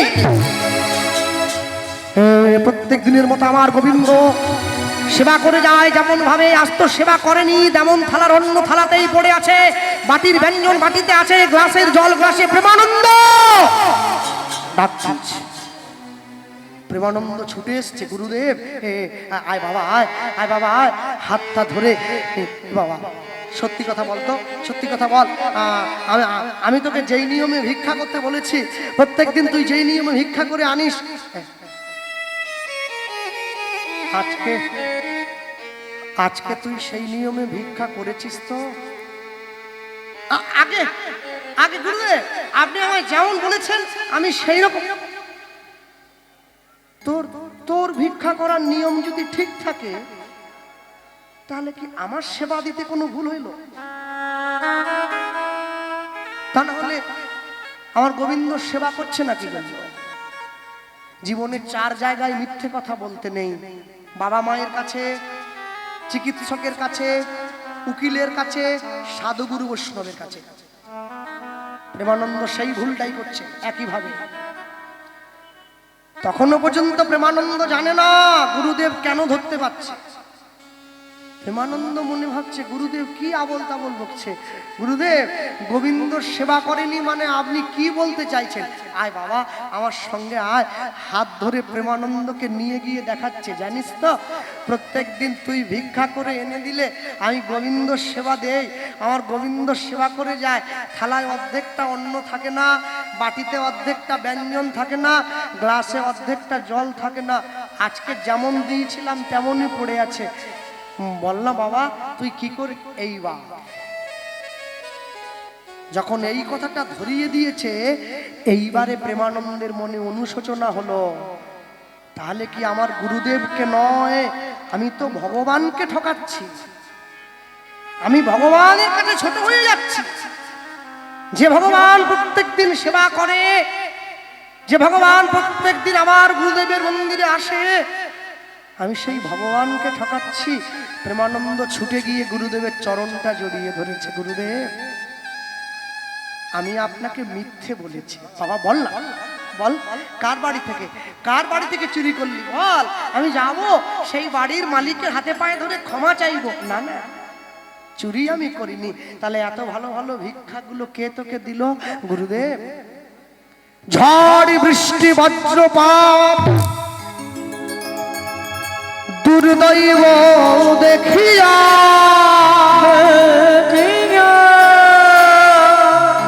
কেমনে পাইব ভিক্ষা, শুধু কাঁদে মোর হিয়া, কাঁদে মোর হিয়া। এক ঘর হইতে আমি অন্য ঘরে যাই, অন্য ঘরে কেহ না দিল যে ভিক্ষা, কেহ ফিরিয়া না যায়, কেহ ফিরিয়া না যায়। জমিদার ঘরনি মোরে করুণা করিয়া, করুণা করিয়া 21 মুষ্টি চাল দিল আমার ঝুলিতে ভরিয়া, ঝুলিতে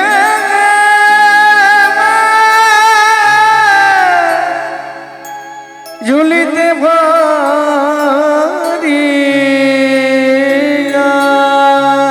এ তুই কি করলি প্রেমানন্দ? আমার এতদিনের গোবিন্দ সেবা, এতদিনের নিষ্ঠা, এতদিনের সাধন ভজন কৃষ্ণ অনুরাগ, সব তুই নষ্ট করে দিলি। তুই যদি আমায় বলতি, আমি কি তোকে তাড়িয়ে দিতাম? তুই আমার ভগবানকে ঠকিয়েছিস, আমায় মিথ্যে বলেছিস। তোর মতো গুরুদ্রোহী, তোর মতো গুরুবিদ্বেষী, তোর মতো ঠগ, তোর মতো প্রবঞ্চক, তোর মতো প্রতারক, তোর মতো নীচ মনের সন্তানের এই আশ্রমে কোনো জায়গা হবে না। যা, চলে যা, বেরিয়ে যা। আর শোন, আমি তোকে একদিন বুকে টেনে নিয়েছিলাম, আজকে আমি তোকে অভিশাপ দিলাম। তুই আমার ভগবানকে ঠকালি তো, অভিসম্পাত করলাম তোকে। এই ঘোর অপরাধে নিচ কুলে যাইবা, নিচ কুলে যাইবা। আজ হতে কৃষ্ণ সেবায় বঞ্চিত হইবা, বঞ্চিত হইবা। আজ হতে কৃষ্ণ সেবায় বঞ্চিত হইবা। যাও।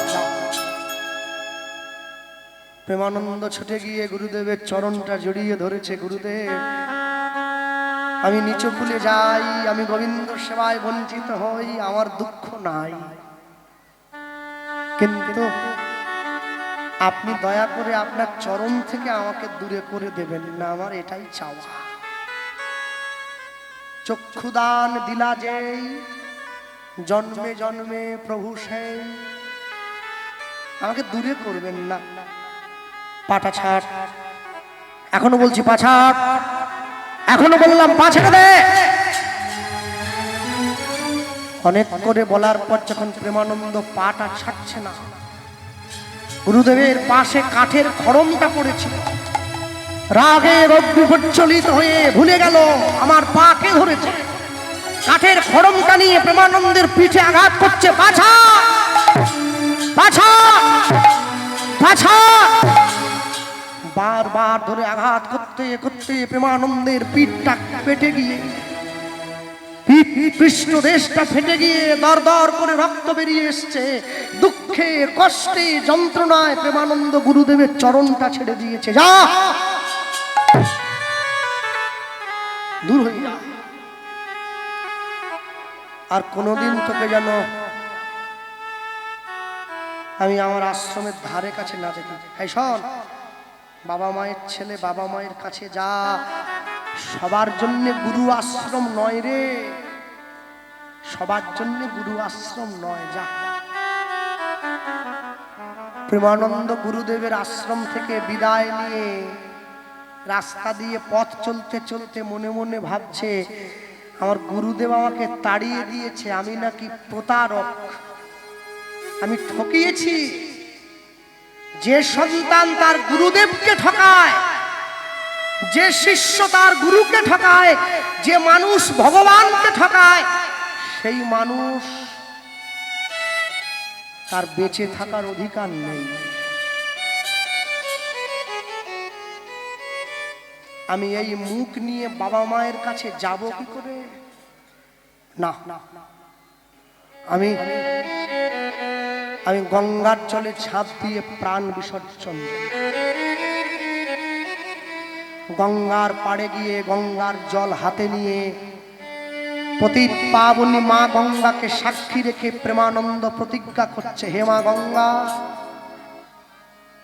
তোমার চরণতলে আমি দেহপাত করতে যাচ্ছি, তবে প্রতিজ্ঞা করলাম পরবর্তী জীবনে যেখানেই জন্ম হোক, যে ঘরেই জন্ম হোক, গরু হই, ছাগল হই, কুকুর হই, ভেড়া হই, স্থাবর বিংশতি লক্ষঞ্চ নবলক্ষঞ্চ জলজা, কৃমিনাং রুদ্র লক্ষঞ্চ 10 লক্ষঞ্চ অন্ডজা, পশুর নাঞ্চ 30 লক্ষঞ্চ চতুর্লক্ষঞ্চ মানবা। 80 লক্ষ জনী ভ্রমণ করে 4 লক্ষ বার মানব জন্ম। যে কুলেই জন্ম হই, আমি আমার গুরুদেবের মুখটা না দেখা পর্যন্ত চোখ মেলে চাইব না। গুরুদেব আমার কর্ণমূলে মন্ত্র না দেওয়া পর্যন্ত মায়ের স্তনদুগ্ধ আমি পান করব না। প্রতিজ্ঞা করেছে, কত ভীষণ ভয়ঙ্কর প্রতিজ্ঞা করছে। হ্যাঁ, ভীষণ প্রতিজ্ঞা করেছিল বলে তার নাম হয়েছিল ভীষ্ম। আজকে প্রেমানন্দ প্রতিজ্ঞা করছে হাতে জল নিয়ে, আর যেই জল নিয়ে প্রতিজ্ঞা করছে, মা গঙ্গার নয়নে জল এসেছে।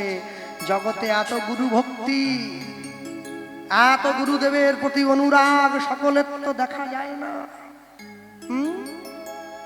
গুরুদেবের নাম স্মরণ করে প্রেমানন্দ গঙ্গায় ঝাঁপ দিচ্ছে।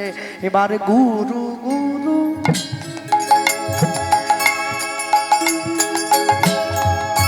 গুরু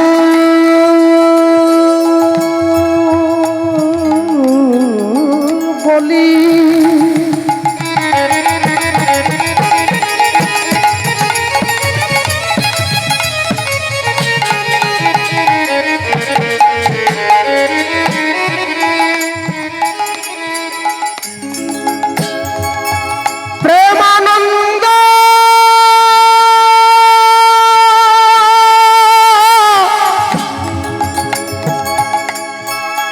গঙ্গার জলে ঝাঁপ দিল। এবার গুরু গুরু গুরু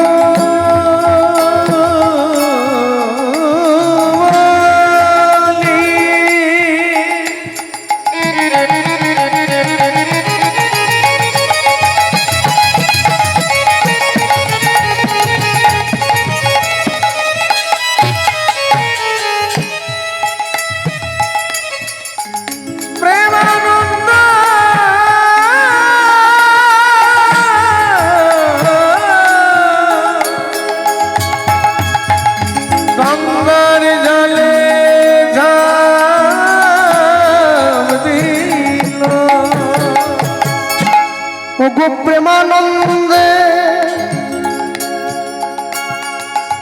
দেহ গিয়া গঙ্গা প্রবেশিল। ও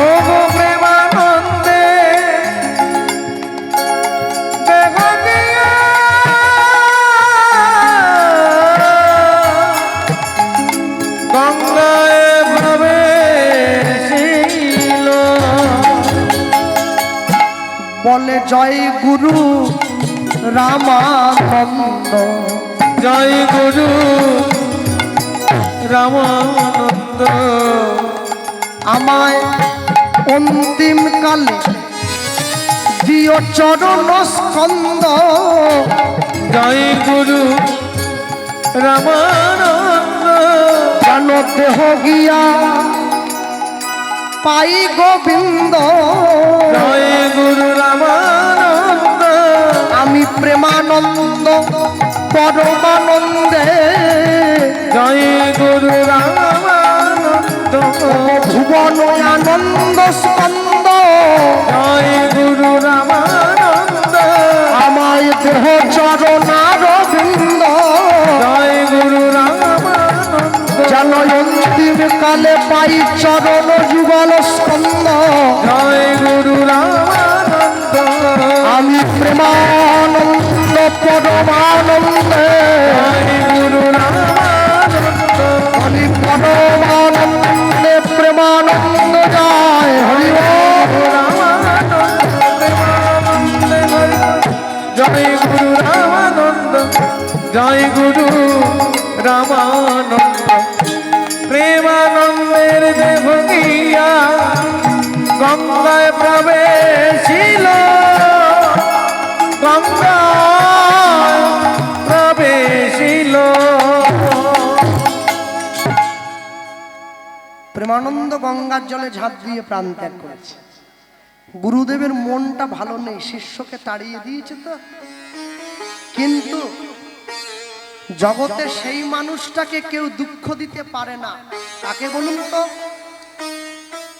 যে জগতের সুখে সুখী নয়, জগতের দুঃখে দুঃখী নয়, তাকে দুঃখ দেওয়ার ক্ষমতা কারণ নেই।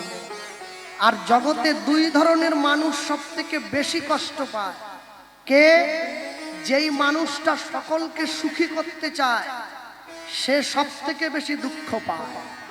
দুই, যে মানুষটা সকলের ভালোবাসা অর্জন করতে চায়, সে সব থেকে বেশি কষ্ট পায়।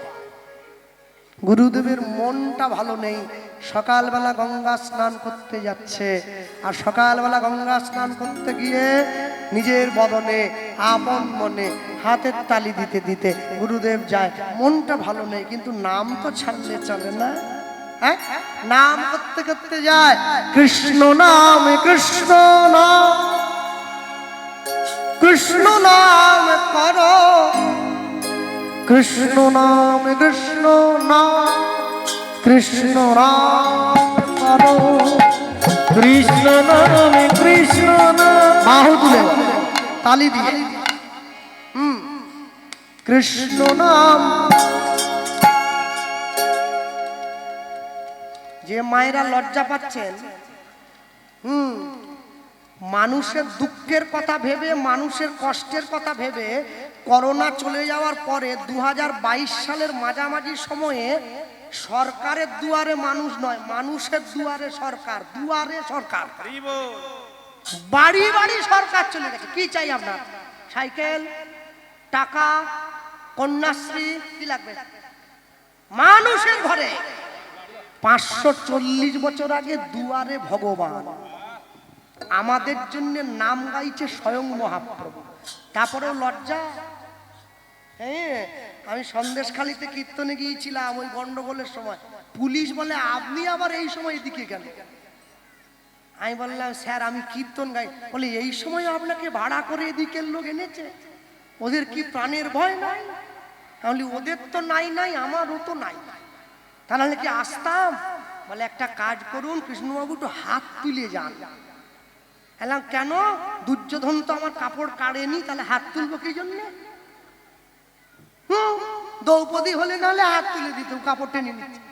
কেউ তো টানেনি। বলে এখানে কেউ কাপড় টানবেনি, গুলি করে দেবে। 144 চলতেছে, তুলিয়ে থাকো। এরাও তুলে গেছে। আমি বললাম তোরা জীবনে তুলিনি, আজকে তোল। খোল বাজালে হাত তুলবে কি করি? বলে আজকে তুলে চল। হাত তুলে নৌকো পড়াচ্ছি। মাঝি বলে দাদা নামিয়ে দেন, নদীতে কেউ নেই। না না, তবু যদি পার থেকে গুলি করে। হ্যাঁ, সংসারের সুখ এখনো ভোগ করতে হবে, অনেক বাকি। আর নামাবো নাকি? হয়তো গুলি লেগে গেল কিন্তু মরলাম না, সে তো আরো কষ্ট। সারা জীবন বসে থাকতে হবে, বাল্লি খেতে হবে, ও আরো কষ্ট। না না, তার থেকে তুলিয়ে থাকবো। আপনারাও থাকবেন। কৃষ্ণ নাম, কৃষ্ণ নাম, উলুধ্বনি। কৃষ্ণ নাম করো, কৃষ্ণ নাম, কৃষ্ণ নাম, কৃষ্ণ নাম করো, কৃষ্ণ নাম, কৃষ্ণ নাম, কৃষ্ণ নাম করো, কৃষ্ণ নাম, কৃষ্ণ নাম, কৃষ্ণ নাম করো, কৃষ্ণ নাম, কৃষ্ণ নাম, কৃষ্ণ নাম করো, কৃষ্ণ নাম, কৃষ্ণ নাম, কৃষ্ণ নাম করো, কৃষ্ণ নাম, কৃষ্ণ নাম, কৃষ্ণ নাম করো, কৃষ্ণ নাম, কৃষ্ণ নাম, কৃষ্ণ নাম করো,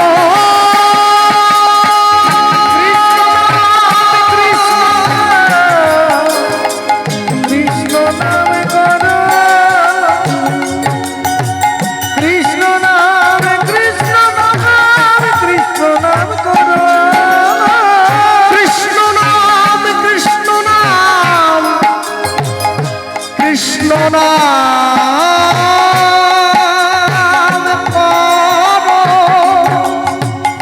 কৃষ্ণ নাম, কৃষ্ণ নাম, কৃষ্ণ নাম করো, কৃষ্ণ নাম, কৃষ্ণ নাম, কৃষ্ণ নাম করো,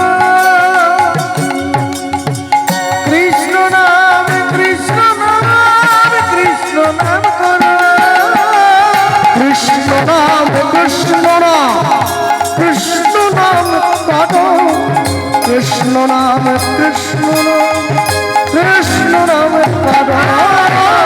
কৃষ্ণ নাম, কৃষ্ণ হরি হরি হরি বল। নাম করো, কৃষ্ণ নাম, কৃষ্ণ নাম, কৃষ্ণ নাম করো, কৃষ্ণ নাম, কৃষ্ণ নাম, কৃষ্ণ নাম করো, কৃষ্ণ নাম, কৃষ্ণ নাম, কৃষ্ণ নাম করো। শ্রী গুরু নিতাই গৌর প্রেমানন্দে, হরি বল, নিতাই গৌর প্রেমানন্দে। হরি হরি বল। গঙ্গে চ যমুনে চৈব গদাবরী সরস্বতী নর্মদে সিন্ধু কাবেরী জলস্মিন সন্নিধিং কুরু। গঙ্গার জল হাতে নিয়ে অপবিত্র পবিত্র বা সর্বাবস্থং গতৌ বিপা যৎসরেত পুণ্ডরীকাক্ষ সবাজ্য অভ্যন্তরো শুচি। নমো শুচি, নমো শুচি, নমো শুচি। হ্যাঁ, তুলে নিয়েছে।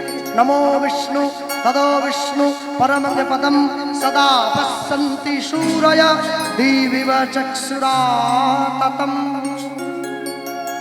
যেই গুরুদেব গঙ্গার জলে পাটা নামিয়েছে, একটা মৃতদেহ এসে গঙ্গার পাড়ে থেকে রয়েছে। গুরুদেব চিন্তা করছে, রামানন্দ স্বামী দেখছে, বাহ, গঙ্গার জলে স্নান করতে এলাম, একটা মরা ভেসে আছে, একবার কাছে টান দিয়ে দেখি তো কে মারা গেছে। হাত ধরে যেই টান দিয়েছে, হাত ধরে কাছে টান দিয়ে দেহটাকে যেই সোজা করেছে, এ কি প্রেমানন্দ রে, প্রেমানন্দ